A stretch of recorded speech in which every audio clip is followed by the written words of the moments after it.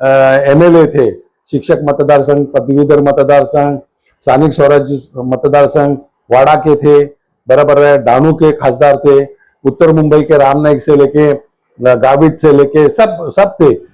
उन्होंने कुछ 35 साल में किया। लोकनेता थे हितेंद्र ठाकुर जब आए 90 में, तो 1 MLD पानी था, 1 MLD यानी 10 लाख लीटर, आज 430 MLD हो गए, तो कितना बढ़ गया पानी। और ये गवर्नमेंट की सत्ता रहने की वजह से उन्होंने सब वसई तालुका का डेवलपमेंट रुका के रखा। हम लोगों को डोर टू डोर जाके मिलते हैं, लेकिन अगली बार नहीं आऊंगा, ये लास्ट इलेक्शन रहेगा।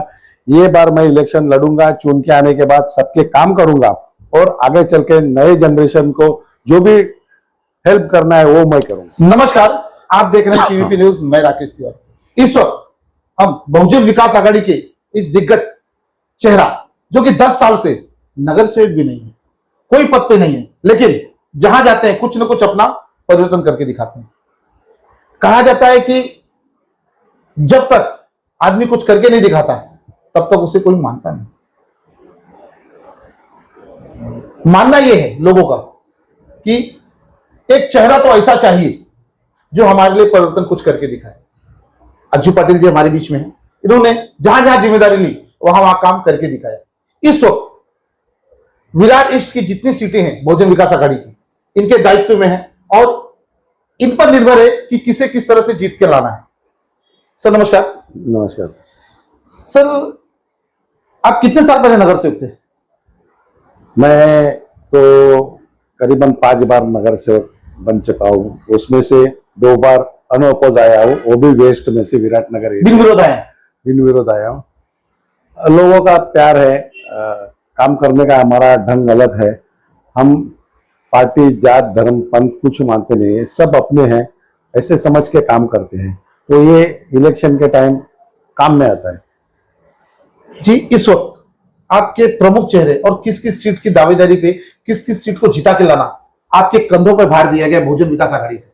मेरे कंधों पे ऐसे नहीं, लेकिन अपने कार्यकर्ताओं के कंधे पे है भार। आखिर वो रिजल्ट कार्यकर्ता देते हैं, क्योंकि काम करने वाले कार्यकर्ता रहते हैं, कि कॉमन मैन से आगे तक आना जो काम रहता है वो उसका मीडिएटर जो है वो कार्यकर्ता रहता है। और कार्यकर्ता अपने अच्छे हैं, इतने हैं। और आपने देखा होगा हर पार्टी में आप देखेंगे तो पेड वर्कर है, लेकिन बहुजन विकास आघाड़ी ऐसी एक पार्टी है, यहाँ पे कोई भी कार्यकर्ता एक्सपेक्टेशन रखता नहीं है, पार्टी के लिए काम करता है। और इसलिए आपा हमेशा बोलते हैं कि मेरा कार्यकर्ता जो है वही मेरे लिए सबसे बड़ी चीज है। तो हमारे जो भी कार्यकर्ता है उसके भरोसे हम काम करते हैं और इसलिए जीत हमारी होती है। 2 इलेक्शन में आप देखेंगे तो वोट चोरी की वजह से थोड़ा सा प्रॉब्लम हो गया था, हमारे वोट कम नहीं हुए, लेकिन जो बड़े हुए वोट है वो आज भी हमने जब निकाला तो पता चला 80,000 के ज्यादा डबल वोट से। तो ये सब जो डबल वोट है, जो बाहर वाले है, वो सिंगल जो नाम है, तो ये सब बाहर के हैं, कहीं से बोगस वोटर्स जो है वो बढ़ाए गए हैं, इसलिए थोड़ा सा रिजल्ट इधर उधर हुआ था। लेकिन इस इलेक्शन में, कॉर्पोरेशन के इलेक्शन में, उनके सब रास्ते हमने बंद करके रखे हैं, इसलिए ये बार उनको कुछ चांस नहीं है। इसलिए आपने देखा होगा इनके पास ना कैंडिडेट थे न कार्यकर्ता थे, इसलिए हमारे कार्यकर्ता हमारे कैंडिडेट को खींचना देखते हैं। और दूसरा क्या आपने देखा होगा वो जो पेड वर्कर उनके है उसमें आपस में अभी कल परसों किधर झगड़ा हो गया, तो वो होने वाला है। और लोग भी जानते हैं कि हमारे एरिया में जब कार्यकर्ता आते हैं तो ये तो बाहर के दिखते हैं, हमारे एरिया के कोई नहीं दिखते हैं। तो एरिया के जब कार्यकर्ता रहते हैं तो हक से डोर टू डोर जाते हैं, हम डोर टू डोर जाते हैं, लोगों को मिलते हैं, लोगों से बात करते हैं। सर, इस वक्त जो मेरा एनालिसिस, मैं कल कारगिल नगर में गया था, वहां पे एक आपको बड़ा नुकसान हुआ है। उसके बाद फिर मैं मनोलपाड़ा में गया, वहां पे अलग चीजें चल रही। फुलपाड़ा में और नाला सोपारा का तो कुछ हद इस वक्त आज का जो माहौल है, आज मैं मॉर्निंग में गया हूं तो मुझे कुछ अलग लगा है। फुलपाड़ा में कहीं ना कहीं आप पीछे थे कुछ 5 दिन पहले, लेकिन 2 दिन में आपके कार्यकर्ताओं ने शायद कुछ कमबैक किया। जहां पे आप बहुजन विकास आघाड़ी 30 पे थी और भाजपा 70 पे थी, इस वक्त आपकी टीम ये मैं अपनी राय नहीं दे रहा हूं, मैं लोगों से, सर आप किसको वोट देने वाले, क्या मेरा एनालिसिस किया मैंने, तो उस हिसाब से मुझे पता चला कि इस वक्त आप 45 पे पहुंच चुके हैं और भाजपा 55 पे। तो अब इस वक्त क्या ऐसी ट्रेजेडी बनेगी, क्या आपकी रणनीति रहेगी, क्योंकि बहुजन विकास आघाड़ी कभी अपने पत्ते खोलती नहीं है, एंड मोमेंट पे कुछ ना कुछ ऐसा करती है कि सारा परिवर्तन हो जाता है, क्योंकि 35 सालों का आपका साम्राज्य रहा है। तो अभी क्या रणनीति रहेगी कि साकार नगर, जिससे 7 नंबर वार्ड और 4 नंबर वार्ड ये प्रमुख है, यहां पर क्या रणनीति रहेगी आपकी? पहली तो बात, भाजपा चारों सीट लड़ाती नहीं है फुलपाड़े से, जो 7 नंबर से जी 2 ही लड़ाती है, उनके पास कैंडिडेट ही नहीं थे, इधर उधर से वो ढूंढ रही थी, 2 तो हमारी ही है, बराबर है बात, जो बाद में मिले 2 वो भी हमारे हैं। तो चारों कैंडिडेट बहुजन विकास आघाड़ी की विचारधारा के, भाजपा के विकास यानी विचारधारा के नहीं है।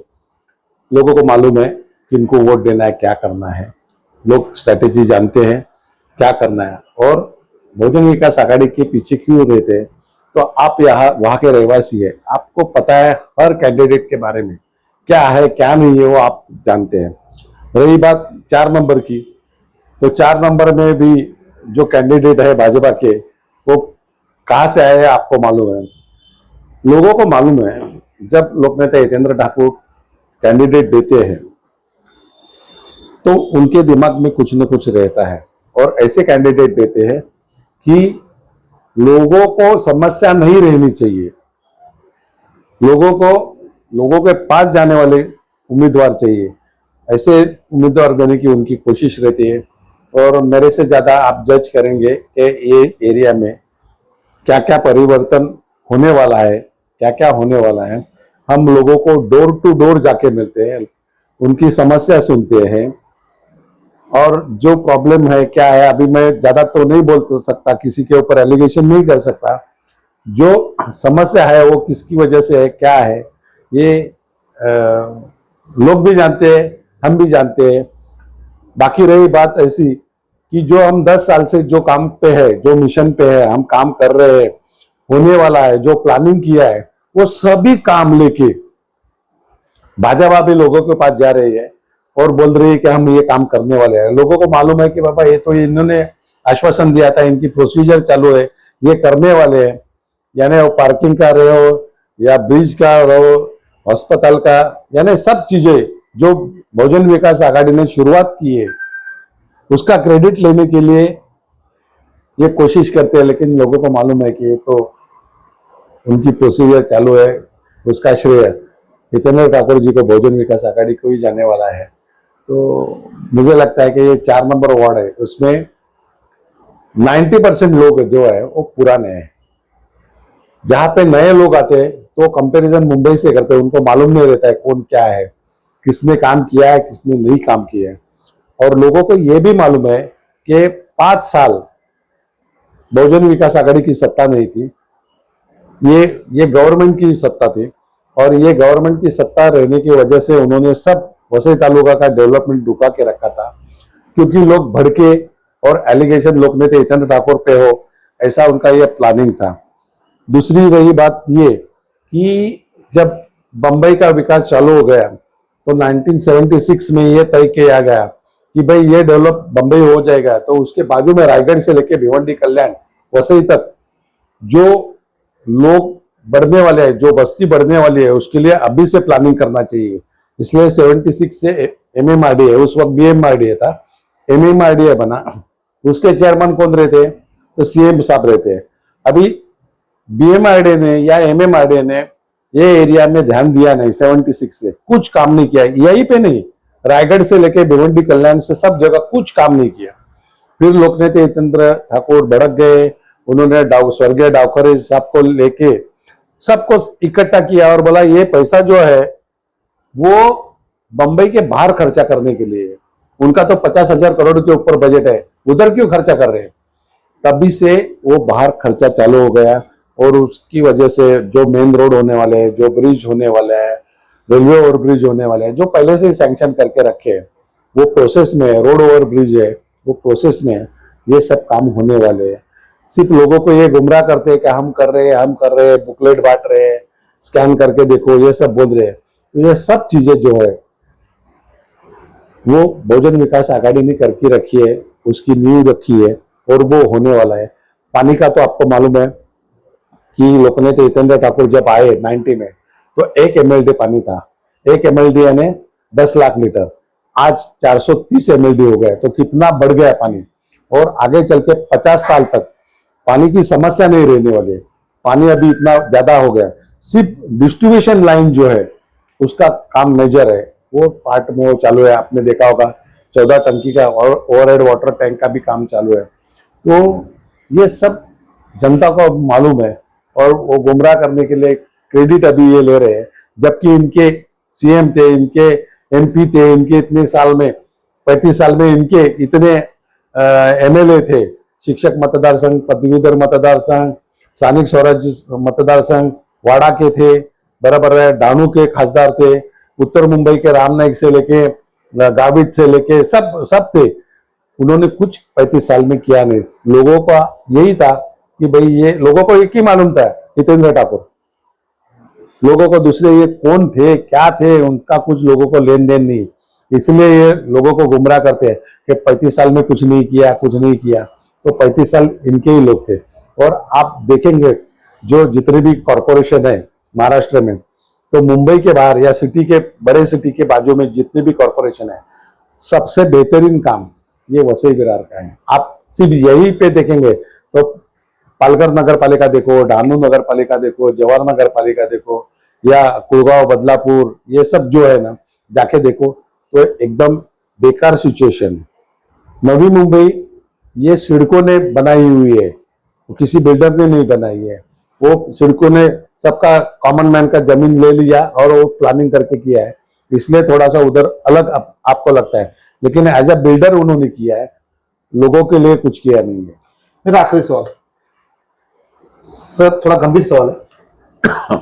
10 साल आप इलेक्शन लड़े नहीं, कहीं ना कहीं 10 साल आप किसी बड़े राजनीतिक या बड़े इस पद पे नहीं रहे जिसे चुनाव की प्रक्रिया के द्वारा चुना जाता है। 10 साल बाद ऐसा क्या कारण घटा? इसके पहले आप किंग मेकर की भूमिका में थे, आपके नाम पे जहां तक मुझे मालूम है प्रशांत राउत, वो जो सीट है आपकी दी हुई सीट आपने छोड़ी तो प्रशांत राउत जी लड़े। क्या कारण आ गया कि इस बार आपको खुद मैदान में बैटिंग करने उतरना पड़ा? यहाँ पे हमारे 2 कैंडिडेट थे, लेकिन वो दोनों कैंडिडेट और लोग कार्यकर्ता MLA हितेंद्र ठाकुर जी के पास गए। उन्होंने बोला कि ठीक है, हमारे एरिया में पहले जो थे उन्होंने कुछ किया नहीं है, हमारी ये मांग है कि भाई हमारे को अजीत पाटिल चाहिए। इसके लिए वो करीबन 200 प्रमुख कार्यकर्ता उधर गए और उन्होंने भी मुझे बताया कि भाई ऐसे ऐसे लोगों की मांग है। तो पहले जो जिनका नाम था उनसे मैंने पूछा तो वो बोले नहीं, आप ही हमें चाहिए, हम तो यंग है लेकिन आप चाहिए। बहुत से लोगों ने भी बोला कि आप आने चाहिए, हमारे एरिया के लिए आने चाहिए, आप हमारा एरिया देखो, इस एरिया में पहले जो काम नहीं हुए वो आपको करने हैं। तो मैंने बोला ठीक है, मैं आऊंगा, लेकिन अगली बार नहीं आऊंगा, ये लास्ट इलेक्शन रहेगा। ये बार मैं इलेक्शन लड़ूंगा, चुन के आने के बाद सबके काम करूंगा और आगे चल के नए जनरेशन को जो भी हेल्प करना है वो मैं करूंगा। समय की मर्यादा है। आपने अभी अजय पाटिल जी के कुछ शब्द सुने, गंभीरतापूर्वक उन्होंने अपने सारे जवाब दिए। आने वाला समय चुनाव का है, नगर सेवक जो चुनाव होता है वो जाति धर्म से ऊपर उठ के होता है, क्योंकि चुनाव में जो कैंडिडेट होता है वो जमीनी स्तर का होता है, वह एक सेवक होता है। नगर सेवक जिसे बोला जाता है वो नगर का सेवक होना चाहिए, ना कि नगर का मालिक। और नगर सेवक किस तरह का होना चाहिए कि आपके यहाँ के लोग, आपके नगर के लोग, आपको रात के 2 बजे भी कोई तकलीफ में हो तो आपको पहुंचना चाहिए। इस प्रकार का नगर सेवक होना चाहिए। आने वाली 15 तारीख को चुनाव, सभी से मेरा निवेदन है, आप किसी भी दल को दो, किसी पार्टी को, लेकिन ये देख के दे कि वो नेता कैसा है, आपके दुख सुख में खड़ा रहेगा या नहीं रहेगा। ये जाति धर्म से ऊपर की बात है। आप कैंडिडेट को मतदान करने से पहले उसका पूरा बायोडाटा देखें, वोट देने से पहले यह देखें कि वो कहीं क्रिमिनल तो नहीं है, कहीं भ्रष्टाचार में आरोपी तो नहीं है। यह सब देखते हुए आप बटन दबाएं। 15 तारीख को इलेक्शन है, 16 तारीख को रिजल्ट है। जीत का तिलक किसे मिलेगा यह तो समय ही बताएगा। जय हिंद, जय महाराष्ट्र। धन्यवाद, थैंक यू।